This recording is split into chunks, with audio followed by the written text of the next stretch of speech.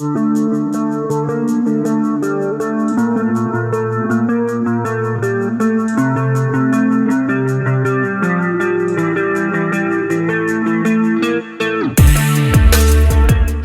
জন্মদানের উদ্দেশ্যে বুবলি আমেরিকা গেলেও সেখানে তাকে আটকে দেয় আমেরিকার প্রশাসন।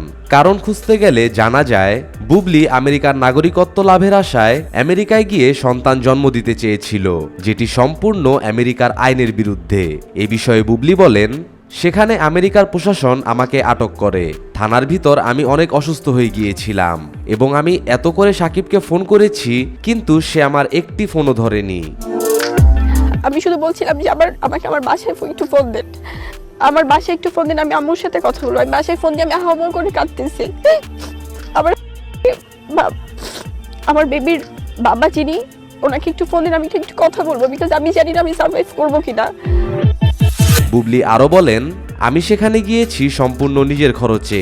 সাকিব কোনো প্রকার কোনো দায়িত্ব পালন করেনি, সে শুধু আমাকে বিমানের টিকিট করে দিয়েছে। এভাবে ফেসে যাব আগে জানলে আমি কখনোই এমন জালিয়াতি করতাম না। সেম আমেরিকার যে একটা কিছুটা কন্ট্রিবিউশন তার ছিল, যেগুলো টুকটাক যেন সে বলতে পারে যে আমি তো করেছি। এটা তো দায়িত্ব না ভাইয়া। কিন্তু আমার বাচ্চাটা কি হসপিটালাইজড হলো, আমার বাচ্চাটার কি হচ্ছে, বা ও হঠাৎ করে যখন আমি ভাই এমন কিছু একটা ঘটবে সেটা আগেই বুঝেছিল ঢালিউড কুইন অপু বিশ্বাস। বুঝতে পেরে ফেসবুকে একটা পোস্ট করেছিলেন তিনি। পোস্টটি ছিল এমন: সন্তান জন্মদানের উদ্দেশ্যে আমেরিকা ভ্রমণে নিষেধাজ্ঞা।